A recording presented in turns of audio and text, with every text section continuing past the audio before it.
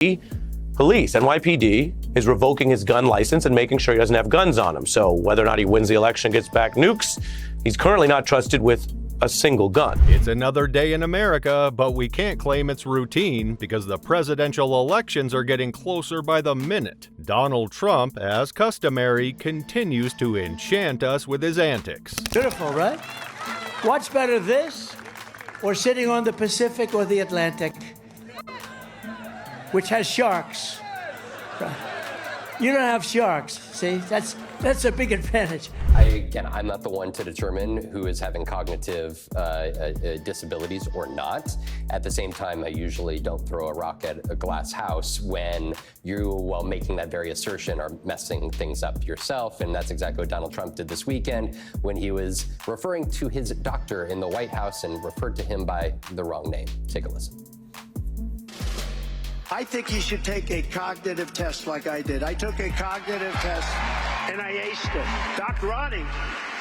Dr. Ronnie Johnson, does everyone know Ronnie Johnson, congressman from Texas? He was the White House doctor. Ronnie Johnson is not the name of his former doctor or the member of Congress. It is Ronnie Jackson. All right, Ron Hilliard. It's not every day you see the Biden campaign take such sharp digs at the former president, but it's clear that Trump was the mastermind of this entire verbal sparring match. Now he must be learning that two can play at his game. There's criminality literally lurking in every stage of Trump's public life. Trump's former CFO, Alan Weisselberg, is currently in prison for perjury. His former trade advisor, Peter Navarro, is in prison for contempt of Congress. His former chief strategist, Steve Bannon, is facing a 4-month prison sentence for contempt of Congress. For Trump, it's been a difficult year, and one may wonder if it's ever been good for him. He appears to be losing support as time goes on, either as a result of his petty antics and felony convictions, or as a consequence of President Joe Biden's sustained efforts and policies to advance the country. Because I don't want anybody going on me. We need every voter. I don't care about you. I just want your vote. I don't care. See, now the press will take that and they'll say he said a horrible thing. Trump's Las Vegas campaign statement, although a media trap, is now a tool for the Biden campaign and anti-Trump supporters to paint the former president as an authoritarian who only cares about power. If you're sick as a dog, you say, darling, I gotta make it. Even if you vote and then pass away, it's worth it. Worst of all, Trump, who has long been the face of pre-election polls, is surprisingly losing ground as the election draws near. Recent polls show Biden on top, with Trump's support diminishing daily. Even black voters whom Republicans often boast about securing seem to be shifting away from Trump. Not reaching even 10% of their support makes the situation even more embarrassing. It appears the pro-democracy campaigning has been successful, tipping the balance convincingly to Biden's side. However, we know Trump isn't going down without a fight.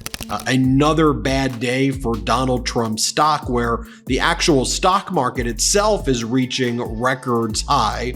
Convicted felon Donald Trump's stock continues to decrease by significant amounts after their re-audit was announced. Adding to Trump's woes, his claims of massive investment in his stocks after his felony conviction have been debunked.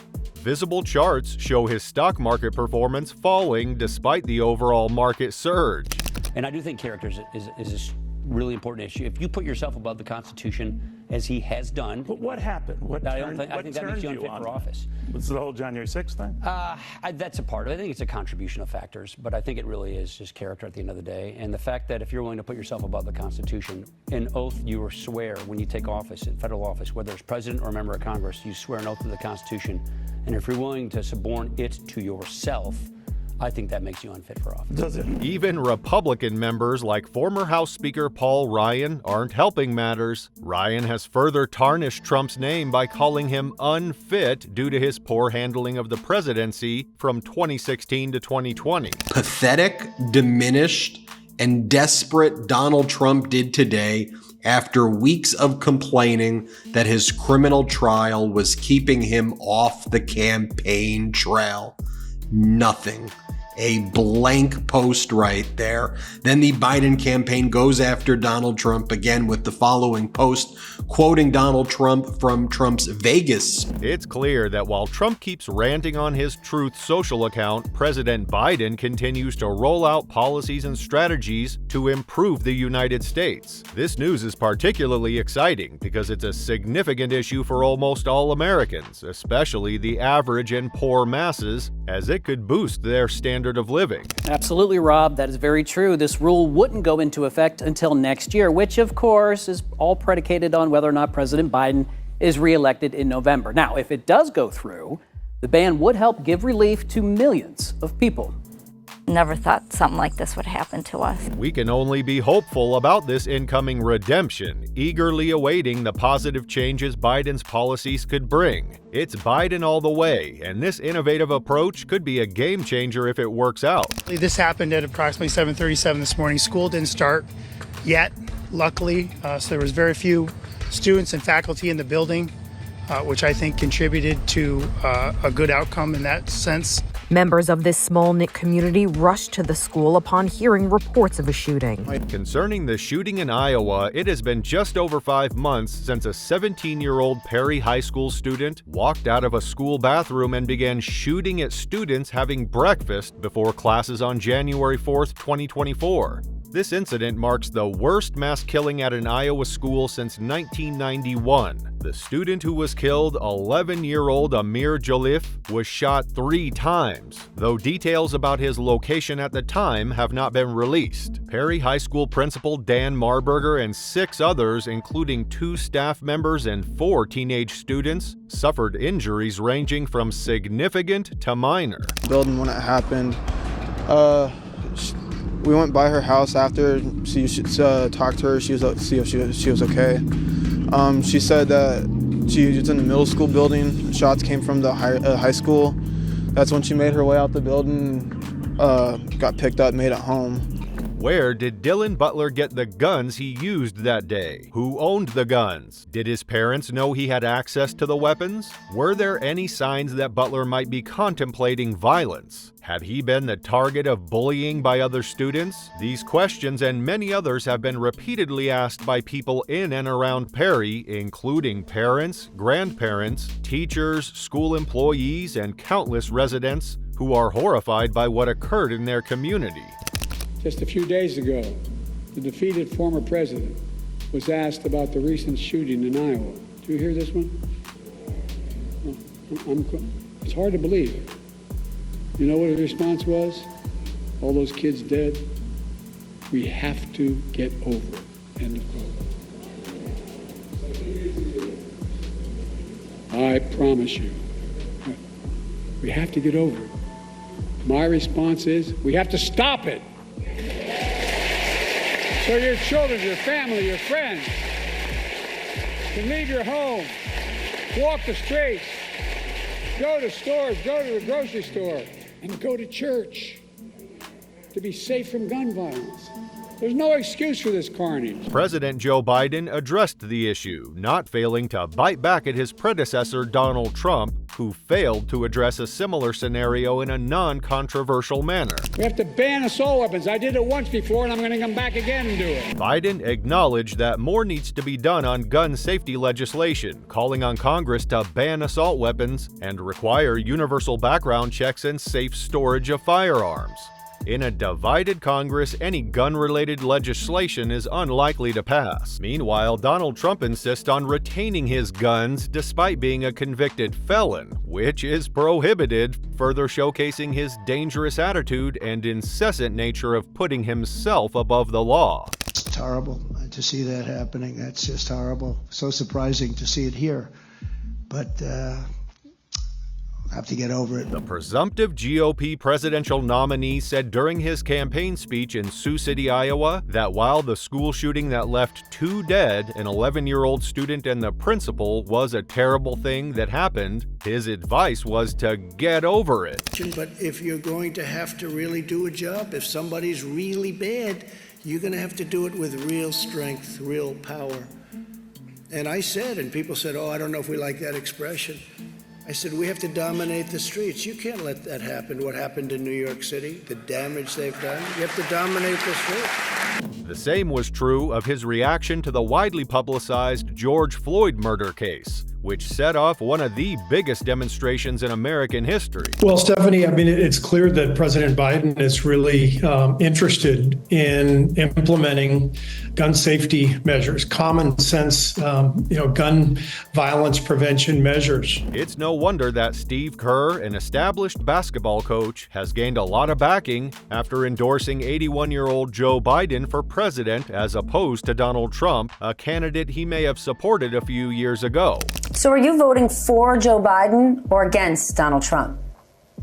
No, I'm voting for Joe Biden, but, I think the biggest thing for me is, everybody needs to vote their conscience. I'm voting on a few issues, but this is the main one. I lost my father to gun violence when I was 18 years old. The bipartisan Safer Communities Act of 2022, under Biden's watch, funds mental health issues related to gun violence, addressing some key areas.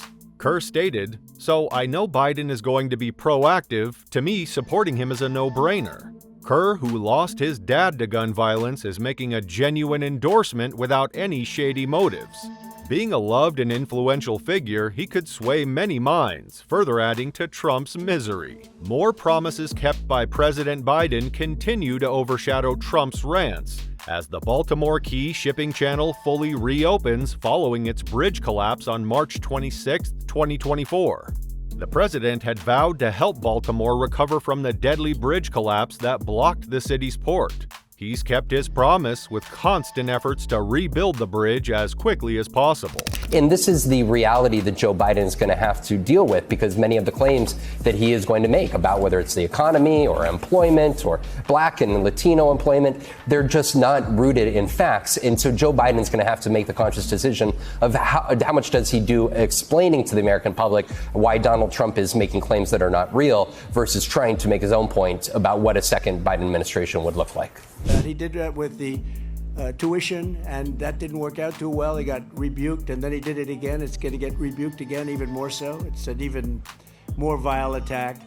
But he did that with tuition. It's understandable why Trump's support is diminishing, and his baseless speeches at campaign rallies aren't helping, coupled with his incessant social media postings, while his competitor remains dedicated to serving the country effectively. He did that with the tuition, and that didn't work out too well. He got rebuked, and then he did it again. It's going to get rebuked again, even more so. It's an even more vile attack. But he did that with tuition. His lavish praise for Charlie Hicks on his Truth Social page does not sit well with subsequent posts about Hicks' authoritarian tendencies, of which Trump has been repeatedly accused. This clip reveals everything you need to know about him as a person. And then, there's a stare right there, right? Then he starts.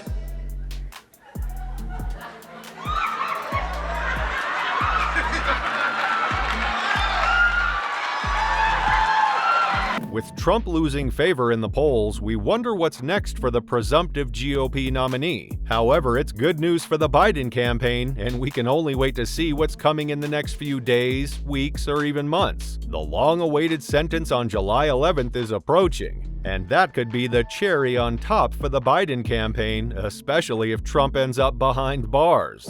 What are your thoughts on all of this? As always, we expect your responses in the comments section below. We're not going anywhere, and we'll definitely be back because we don't want you to miss any of the drama, and we sure don't want to either. Until next time.